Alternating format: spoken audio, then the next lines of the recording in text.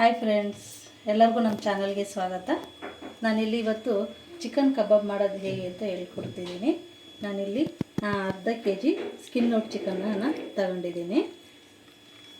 So ಅರ್ಧ kg ಚಿಕನ್ಗೆ ಏನೇನು ingredients ಅಂದರೆ ಹೋಮ್ ಮೇಡ್ ಮಾಡ್ತಾ ಇರೋದನ್ನು ಪೌಡರ್ ರೆಡಿ ಮಾಡಿಕೊಂಡು ಏನೇನು ಬೇಕು ಅಂದರೆ ಇದು ಎರಡು ಸ್ಪೂನು ಅಕ್ಕಿ ಹಿಟ್ಟು, 2 ಸ್ಪೂನು ಕಾರ್ನ್ಫ್ಲೋರ್, ಒಂದು ಅರ್ಧ ಟೀ ಸ್ಪೂನು ಮೈದಾ, ಇಲ್ಲಿ ಒಂದು ಲೆಮನ್ ತಗೊಂಡಿದ್ದೀನಿ, ಮತ್ತು 1 ಟೀ ಸ್ಪೂನ್ ದೊಡ್ಡದು ಹಸಿಶುಂಠಿ ಮತ್ತು ಬೆಳ್ಳುಳ್ಳಿ ಪೇಸ್ಟ್.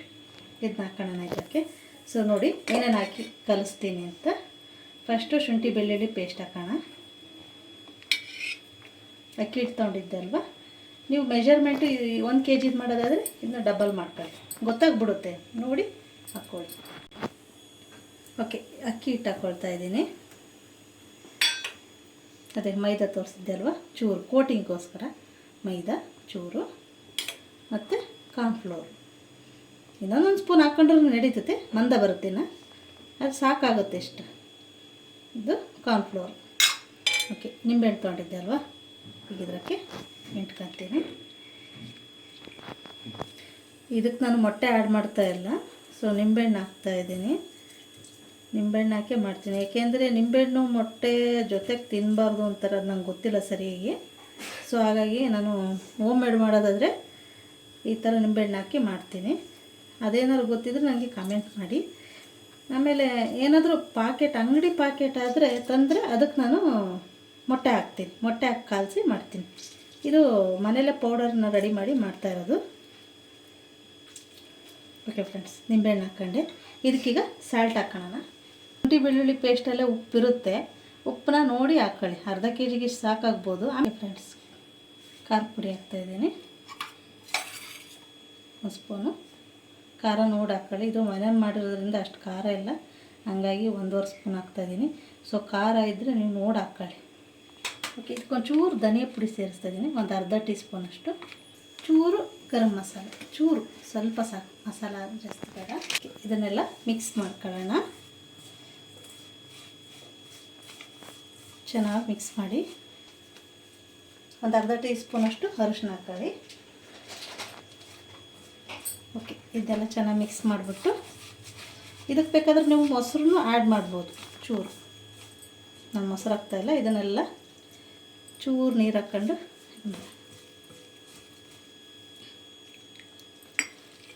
ಸ್ವಲ್ಪ ಮಂದ ಕಾಯಿಸ್ಕೊಳ್ಳಿ, ಗಟ್ಟಿಗೆ. ನೀರು ಜಾಸ್ತಿ ಹಾಕ್ಬೇಡಿ, ಯಾಕೆಂದರೆ ಚಿಕನ್ನಲ್ಲಿ ನೀರು ಬಿಟ್ಕೊಳ್ಳುತ್ತೆ. ಸೊ ನಾನಿಲ್ಲಿ ಯಾವುದೇ ಕಲರ್ ಆ್ಯಡ್ ಮಾಡ್ತಾಯಿಲ್ಲ, ರೆಡ್ ಕಾಣಲ್ಲ, ಇದು ಮನೆ ಪೌಡರು.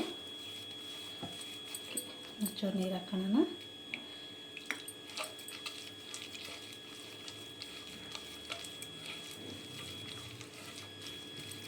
ಈ ಥರ ಕಲಿಸ್ಕೊಂಡು ಈಗ ಇದಕ್ಕೆ ನಾನು ಇಲ್ಲಿ ನಿಮಗೆ ಬೇಕಾದರೆ ರೆಡ್ ಫುಡ್ ಕಲರ್ ಹಾಕ್ಕೊಳ್ಳಿ, ಕೆಂಪಗೆ ಬರ್ತಾವೆ ಕಬಾಬು.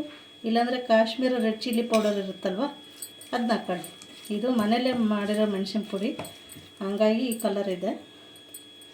ಓಕೆ, ಈ ಚಿಕನ್ ಇದೆಯಲ್ಲ, ಇದನ್ನು ಇದ್ರಕ್ಕೆ ಹಾಕೋಣ. ಎಲ್ಲ ಹಾಕ್ಕೊಂಡು ಮಿಕ್ಸ್ ಮಾಡೋಣ ಚೆನ್ನಾಗಿ.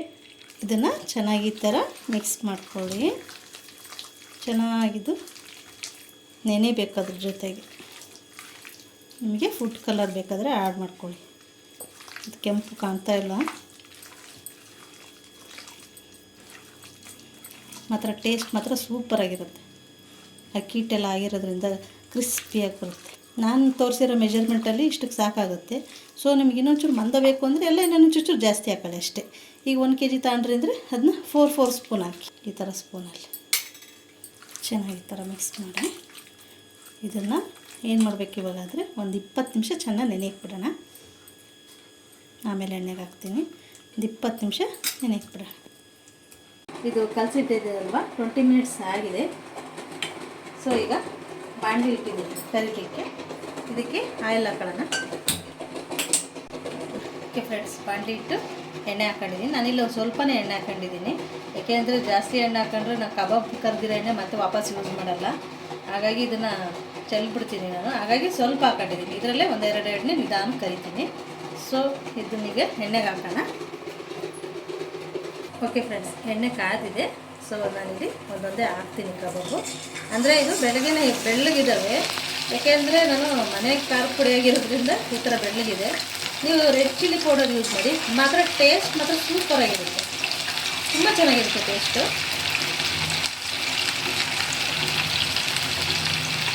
ಈ ತೋಟಕ್ಕೋಸ್ಕರ ಇವತ್ತು ಸ್ವಲ್ಪ ಎಣ್ಣೆ ಜಾಸ್ತಿ ಬೇಕಿದ್ದೇನೆ, ಇಷ್ಟೊಂದು ಎಣ್ಣೆ ಕರಿಯಲ್ಲ.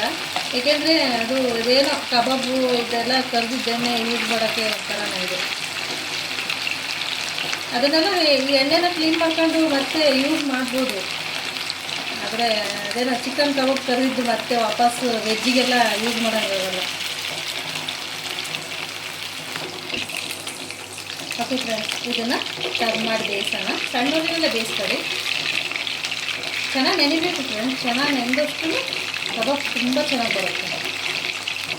ಈ ಥರ ಚೆನ್ನಾಗಿ ಫ್ರೈ ಮಾಡಿ. ಲೆಮನ್ ಬಗ್ಗೆ ವಿನೆಗರ್ ಹಾಕೋಬೋದು ನೀವು. ಚೆನ್ನಾಗಿ ಫ್ರೈ ಮಾಡೋಣ.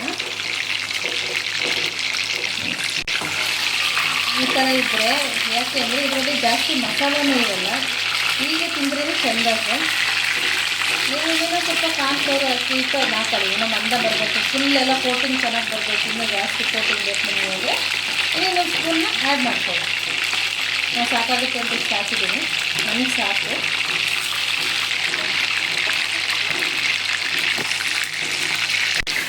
ಓಕೆ ಫ್ರೆಂಡ್ಸ್, ಇದನ್ನು ತೆಗಿತಾ ಇದ್ದೀನಿ. ಇದೇನಪ್ಪ ಬೆಳ್ದೆಲ್ಲ ಕಾಣುತ್ತೆ ಅನ್ಕೋಬೇಡಿ, ಟೇಸ್ಟ್ ಮಾತ್ರ ತುಂಬ ಚೆನ್ನಾಗಿರುತ್ತೆ. ನೀವು ಇನ್ನೊಂದು ಸ್ವಲ್ಪ ಅಕ್ಕಿ ಹಿಟ್ಟನ್ನ ಹಾಕ್ಕೊಳ್ಳಿ.